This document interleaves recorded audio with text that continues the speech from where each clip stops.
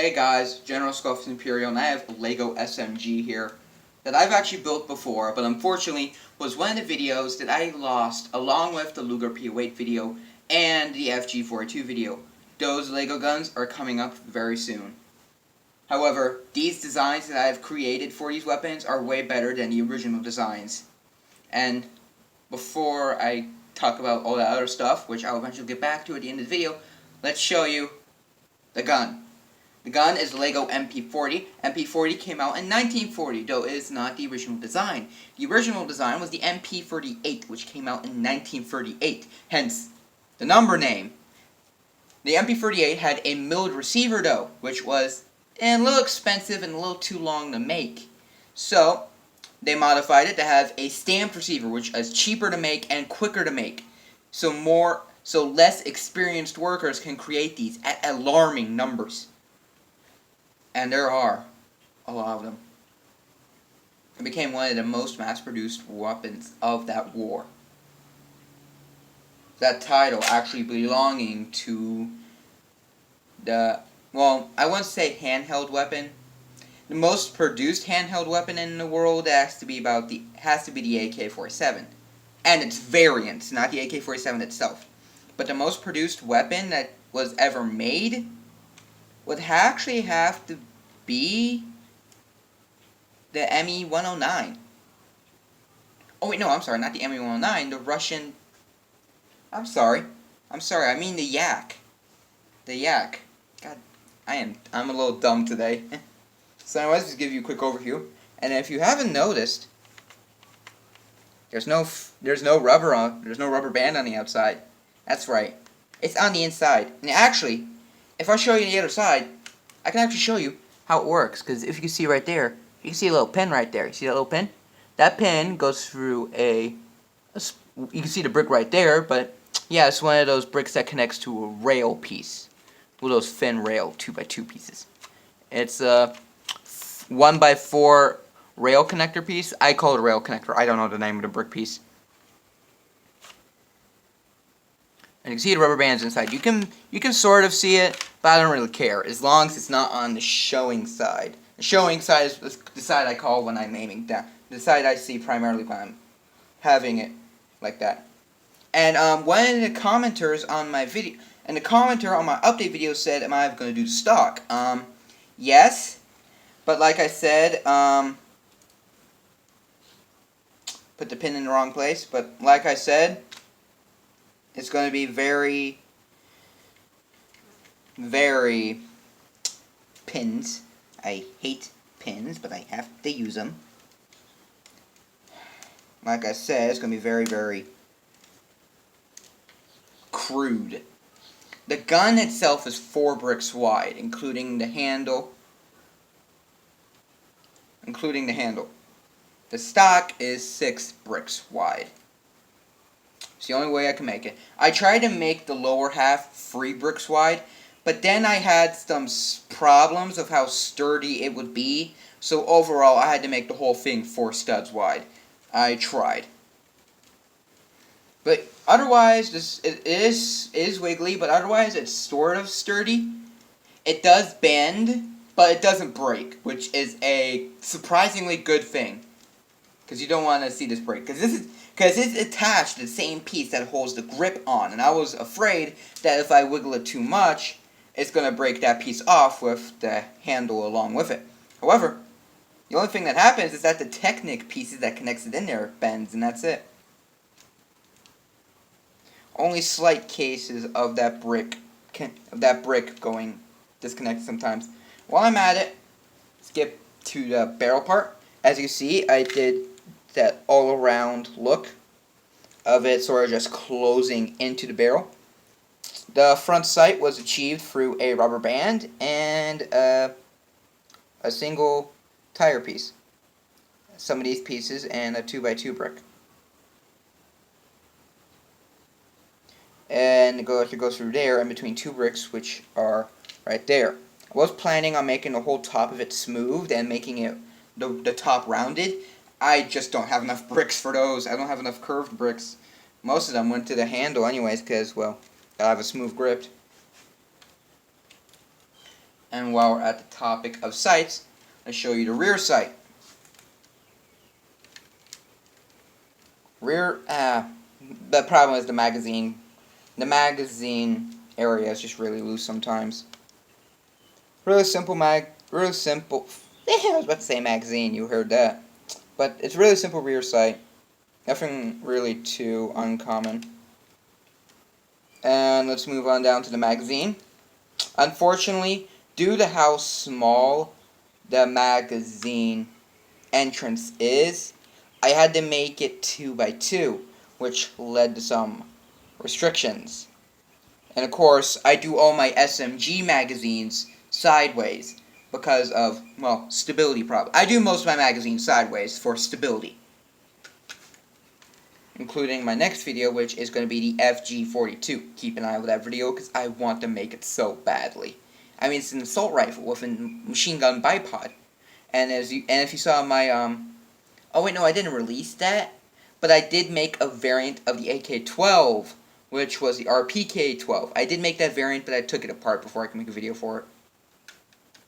I'm a really sucky YouTuber, but yeah, unfortunately, that had to happen. But I still made it wide enough to where the half that is on the outside still looks like the normal magazine, while still having the proper length. And one thing that, for anyone who has ever fired MP40 before, or ever held an MP40 before, you know that the gun is severely front heavy, because the handle is all the way in the back. Now, I was going through Google, and I spotted something really weird. I saw well, it wasn't exactly a bullpup, but what happened is that someone, it's probably a Photoshop, because no madman would do that, and I don't know how the mechanics would even work, but what I think he done is they took a Photoshop and moved the handle all the way up here and made like a stock at the end. And I sort of just thought about it a little too hard and got wondering, that would have been good for the Bundeswehr. The Bundeswehr was the German paratrooper division. However, the Bundeswehr was soon disbanded, especially after the invasion of Crete, because the invasion of Crete was a complete clusterfuck. It was successful, but still a clusterfuck. Trust me, ask any historian. And just like the real thing, it is extremely front heavy. And of course, since it's extremely front heavy, I had to make a really strong grip. And luckily, the current handle design is very sturdy. And of course, I'll be using this handle design a lot, but not for my next video. My next video, I'm just going to go back to an old handle design, just to get the old-fashioned old look of an FG42 handle, which is going to be the same type of handle I'm going to use for the P08 Luger. The design is really simple. It's not the sturdiest, but it's good looking. Better than this, because this doesn't really look like an MP40 handle, but still, you can't really notice that much when your hand is on the handle. Trigger is completely static. You cannot move it at all because I couldn't fit a rubber band in there. And plus my smallest rubber band, you just saw it again. That piece just fell off again. Yeah, one problem I keep on facing is this. Though it looks pretty good, it is really unstable. In the meantime, I'm going to unfold this stock.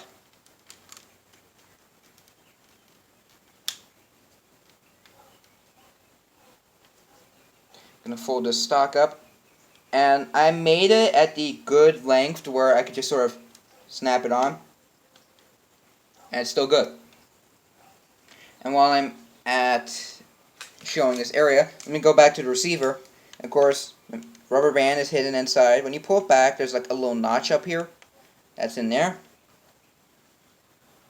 And yeah. Though how it would actually work is that you don't put it up there and then slap it when it's ready to fire. No. It's an open bolt receiver, which means you have to pull it back. It'll lock in place like it just did, which was very lucky, see? You pull it back, it'll lock in. That was not supposed to happen. Why did? Oh, that's because I have to squeeze this every now and then because it gets too loose. What happens is that you pull it back, it gets stuck in a certain position. As you see, the receiver is open. The ejection port is open. And of course, as soon as it's an open bolt, what would happen is that instead of it going like this and ejecting back when the round is instead of it just being there and just ejecting back when the round was fired, and just repeat, it works like that, but a little differently, because it starts back here. It slams forward, fires the round, slams back. Next round is chambered, slams forward, fires it, chambers back. It's a simplistic design, but yet a little complicated when you think about it. Though also a little easy when you think about it, because the only thing that you really have to put there to stop firing is a mechanism that would stop the receiver from going forward. It's a simplistic design, but yet also has very bad problems. Since it's an open receiver, it can very easily jam, and it did. It jammed easily. Well, what I've heard. From what I've heard from books and certain people on YouTube, this jammed badly, especially on the Russian front, where mud was everywhere. German soldiers would have fun cleaning this out. The MP40 was used by all military branches, mostly high-ranking ones. Mostly higher-ranking ones, because only one person per squad got an MP40. Wehrmacht soldiers got this. Panzer Corps soldiers got this in case they had to bail out of their tanks. Paratroopers got Bundeswehr got this, as I could say. Bundeswehr, I mean. Bundeswehr soldiers got this before they were disbanded. However, actually, while I'm at the topic, oh, by the way, just to let you know, the history video on Operation Overlord, I'm thinking about it, and way too many people talk about Operation Overlord, so forget about that video. I'm going to do a video on the invasion of Crete, which has this gun a lot in it. So yeah, you'll actually see this gun in the next history video. That's right, the next video will be history. And that will be on the German invasion of Crete. So keep an eye out for that video. It'll be up next. Probably in about a month or so. But yeah, the Bundeswehr got this before they were disbanded. And Luftwaffe got this in case they ever crash-landed in enemy territory, though. If they crash-landed, they most likely did not survive. And if they landed in the ocean, they're pretty much fucked. Well, there's not really much to go over, so I'll give you one final overview. One of the stock folded and one of the stock unfolded.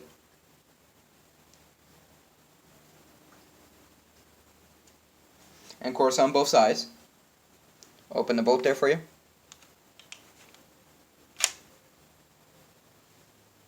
Now we're going to open the stock.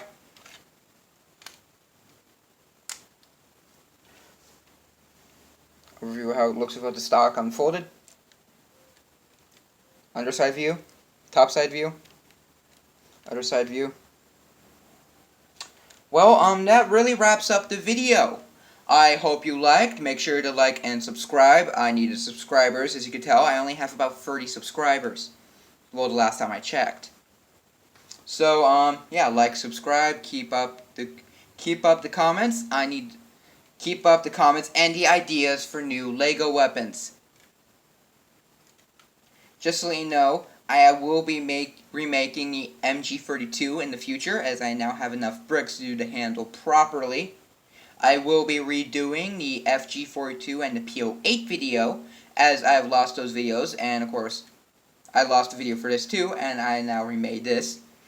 I'll also be making my next history video, which will be next after this video, which will be on the invasion of Crete, which was a success, but a massive clusterfuck, and proved a good point for every military in the world, including the Russians, the Americans, and even the British. The way I said the word British. Posh. Anyways, well, that wraps it up.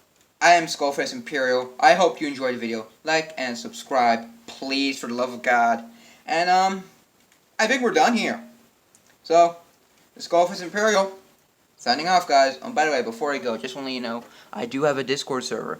In my update video, I put a link to that in the video. So please check that out. And also, my friend Peppermint, I also put the link to her channel and her Discord in that video. So please, go check it out. Skullface Imperial, signing off. See you guys.